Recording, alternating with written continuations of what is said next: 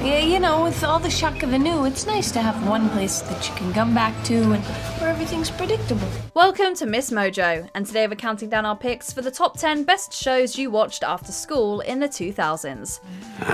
Remember when we thought how cool it'd be to hang out with the popular kids? For this list, we'll be looking at our favourite after-school gems we would race home to catch. If we missed any of your beloved post-homework shows, let us know in the comments below. Number 10, Lizzie McGuire. They said I look like a nice, typical 13-year-old girl. You are a nice, typical 13-year-old girl. Thanks a lot, Gordo. What's next? I've got a great personality. She may be an outfit repeater, but she'll always be a gem in our book.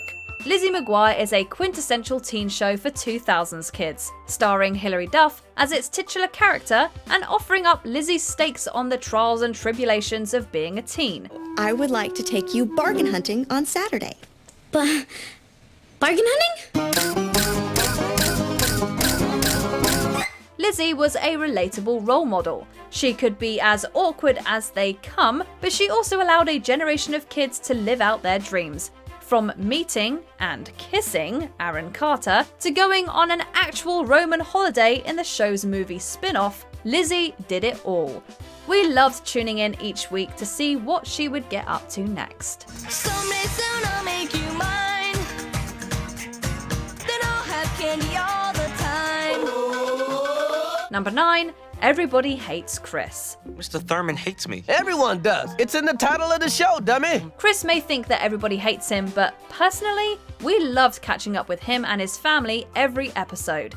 Everybody Hates Chris was a popular 2000s sitcom based on the early teenage years of comedian Chris Rock. Starring Tyler James Williams as Chris, the show offered up a pretty nuanced take on what it was like to grow up as a black kid attending a largely white school in New York. The hardest part about being a black nerd was that I didn't fit in with anybody. Not to mention, before the internet, there were only 2 black nerds, me and this guy. Over the course of 4 seasons, we fell in love with Chris and his family, and they always kept us cracking up. Oh, you crazy? If you want to cook your brother, do it outside. Yes, ma'am. Number 8, That 70s Show. Okay, see, now this is nice. A nice family who gets along and sings and dances. Let's all settle in, take a seat in a circle, and relax. If you came home from school and were lucky enough to catch That 70s Show on TV, you knew you were in for a good time. Eric, Donna, Hyde, Kelso, and Jackie were a bit of a ragtag crew. But while they had their differences, they kept together, kept it cool, and most importantly, kept it funny. If I never see the inside of another cow, it will be too soon. Jerky? In addition to the young cast, the adults on the show quickly endeared themselves to us. Seriously, we can't imagine Point Place, Wisconsin, without Kitty and Red Foreman. Well, maybe I could put you on the sugar diet. That'd save money. Sugar diet? Sweet, huh? Settling in for an episode of That 70s Show truly felt like settling in for a night with your friends and family. Thanks, Mrs. Foreman. Thanks, Mom. Number 7, Degrassi, The Next Generation. You talk about Degrassi like it's achieved sainthood, it's a school. Sure, there had been teen shows before Degrassi, but no one really franchised teen entertainment until it came along. And the Canadian Dynasty's 4th series, Degrassi The Next Generation, is one of every 2000 kids' favourites. The thing that made Degrassi great was its ability to delve into extremely serious topics with nuance and care. Rick put me in this chair for life. For life. Even though some of the situations the characters found themselves in were dramatised for television's sake, they always felt like real teens. Watching Degrassi The Next Generation didn't feel so much like watching a television show, but just like hanging out with your friends.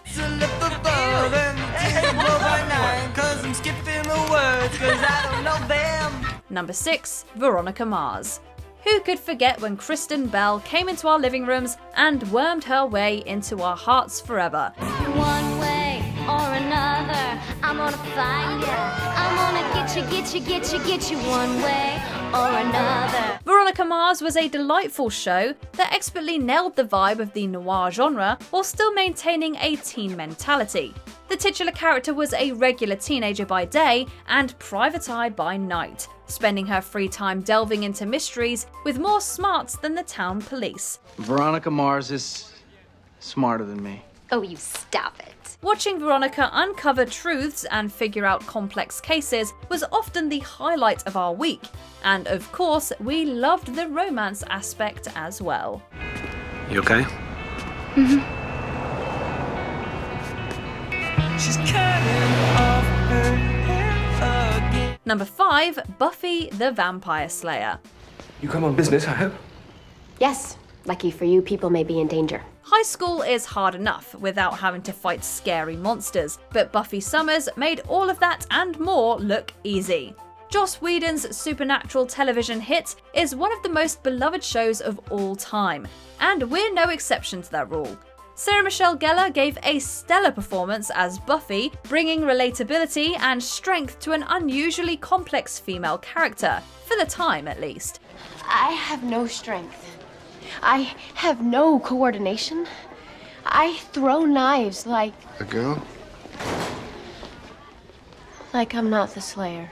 Watching Buffy and her friends battle demons and vampires every week, not to mention falling in love along the way, gave us a great reprieve from the humdrum of our everyday lives. It's alright if some things come out wrong.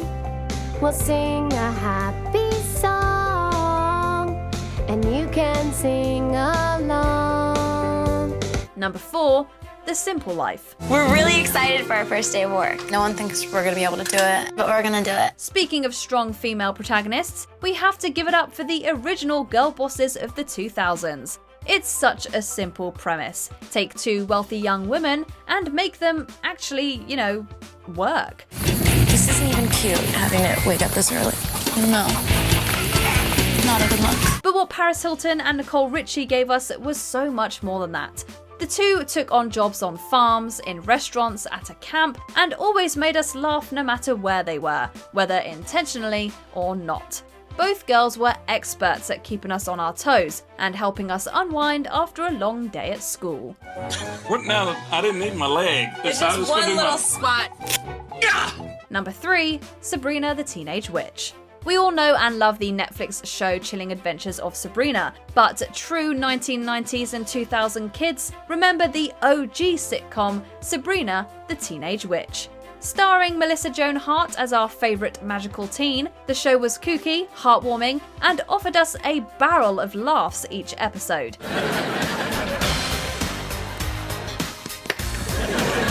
Could I go home now? Sure, thanks. Sabrina and her centuries-old aunts, Hilda and Zelda, became some of our favourite sitcom characters. But the true MVP of the series? There's no choice but Salem. The sassy black cat was full of one-liners and hijinks, and gave the show the extra note of zaniness it needed to set it apart. Okay, now the cat is singing and dancing. Number 2, One Tree Hill. A lot of teen shows from the 2000s featured actors who definitely were not really 16 years old. You know, because every kid wants to dance with his mom at prom. You're not every kid. You're my kid. While the Warner Brothers series One Tree Hill might have been the worst perpetrator of that offense, it didn't stop us from falling in love. They give their hearts to each other. Unconditionally. And that's what true love really is. One Tree Hill gave teenagers of the 2000s their very own soap opera, and we really mean that. From romance to secrets to murder, this basketball-centered show featured drama on and off the court. Seriously, you are egging my house? Well, are you gonna give my dress back to me? The guy at the store told me he had it. After a long day in class, there was nothing better than coming home and immersing yourself in the goings-on of the Tree Hill kids. Before we unveil our top pick, here are a few honourable mentions. Hannah Montana. She gave us the best of both worlds. I'm Hannah Montana. The Sweet Life of Zack and Cody. Time to check out of school and check into the Tipton. Welcome to the Tipton. Where everything is sweet. Try joining us for dinner. May we offer you a seat? Next time, stay at the Tipton. The Tipton puts you on top. The Secret Life of the American Teenager. A secret life much more dramatic than our own. He didn't die because you and I had sex. Yes, he did.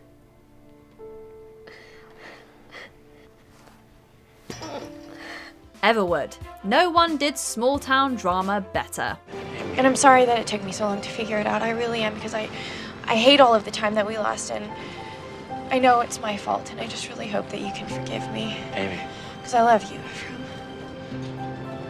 I love you. Dawson's Creek. We loved checking in with Capeside every week. Dawson. Joey, go. I'm telling you before I take it all back, all right? Just go. Go.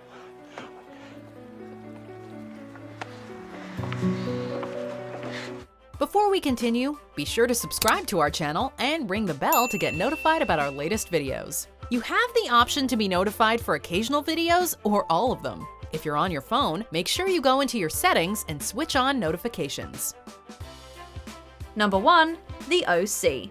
We gon' make you move. We gon' make it high. Elbows above your head, people's be holding up. Welcome to the dark side. Welcome to the OC. Well, you know how it ends. The OC is one of the greatest teen shows to ever hit the screen, and one you definitely didn't miss if you wanted to join in on the conversation at school the next day. Let's all talk. Talk about what? What is there to talk about? One of the major draws of the OC was definitely its penchant for drama, but we also couldn't get enough of the great relationships on the show. Whether you were a fan of Summer and Seth, or the more tragic story of Marissa and Ryan, the OC had a little something for everyone. You're a strange and mysterious woman, Summer. And you better believe everyone was watching. Do you agree with our picks? Check out this other recent clip from MsMojo. And be sure to subscribe and ring the bell to be notified about our latest videos.